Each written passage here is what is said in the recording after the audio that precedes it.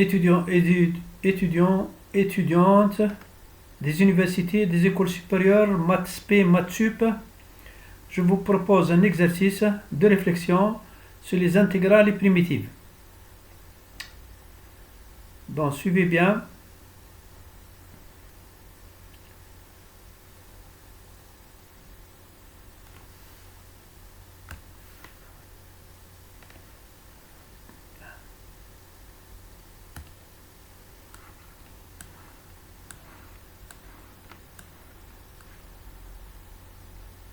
Alors, soit une fonction définie sur un intervalle AB, continu, tel que pour x appartenant à A et B, l'intervalle, on a f de a plus b moins x égale f de x. Montrez que l'intégrale de x f de x dx de a à b est égale à a plus b sur 2, l'intégrale de a à b f de x dx.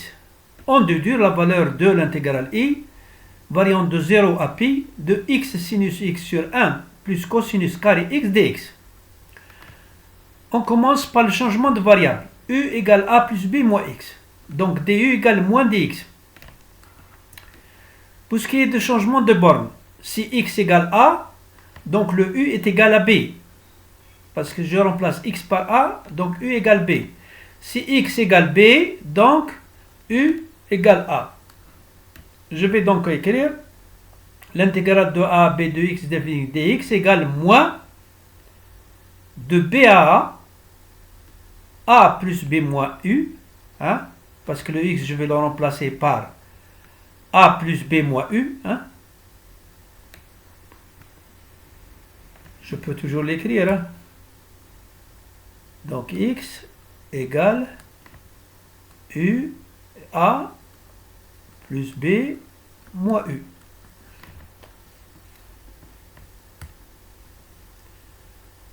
Alors, je vais remplacer, donc le x ça va être a plus b moins u, et le f de x c'est f de a plus b moins u, du. Du. Voilà. Ça va être donc, pourquoi je vais changer le sens, je vais éliminer le moins, mais en changeant les bornes.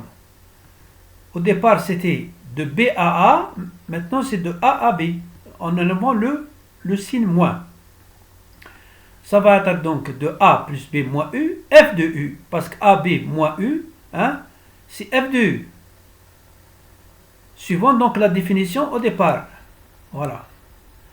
F de a moins x égale f de x. Si je remplace x par u, ça m'a fait f de a plus b moins u égale f de u. Voilà. Ici, il s'agit de a plus b moins u. Ça veut dire a plus b intégrale de a à b f de u du moins l'intégrale de a à b u f de u du. Mais l'intégrale de f de u du, c'est comme si c'était l'intégrale de a à b f de x dx. C'est la même chose. Au lieu de mettre le u, je mets le x. Là, ici, c'est la même chose. Au lieu de mettre le u, je mets le x. Donc, je fais f de u. Donc, ça n'a pas changé.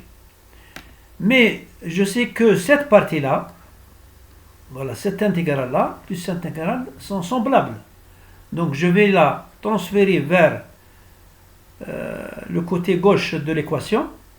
Ça va me faire 2 intégrales de a plus bx f de x dx égale a plus b intégrale de a plus f de x dx.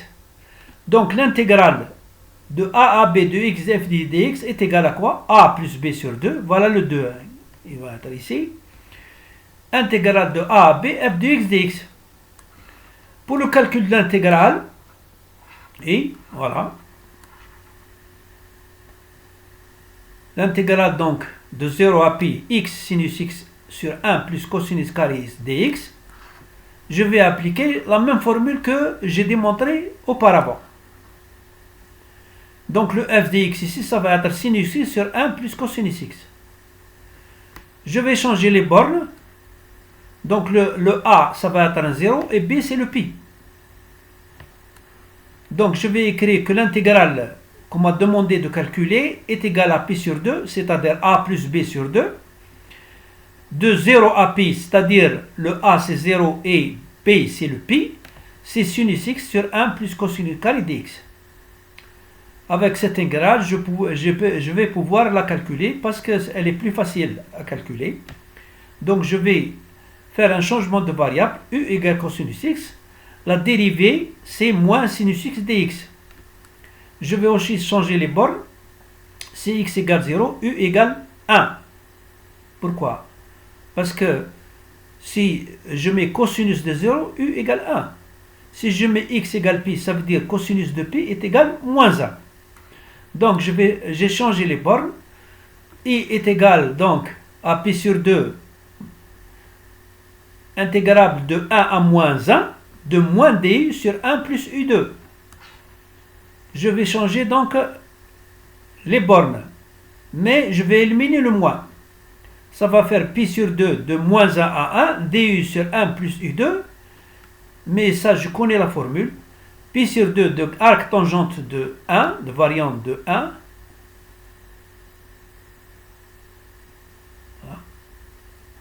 de 1 à moins 1. Je sais que pi sur 2, on va le garder. L'arc tangente de 1, c'est pi sur 4. Et l'arc tangente de moins 1, c'est moins pi sur 4. Donc, pi sur 2 par pi sur 2, 4, ça fait pi 2 sur 8. Et moins pi sur 2 par moins pi sur 4, ça fait plus pi au carré sur 8. Le tout, ça me fait 2.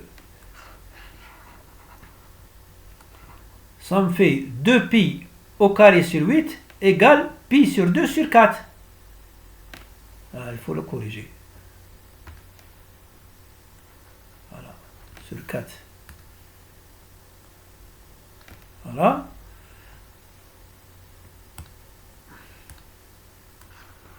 Alors, le résultat final, donc l'intégrale de 0 à pi de x sinus x sur 1 plus cosinus carré x égale pi sur 2 sur 4. J'ai terminé.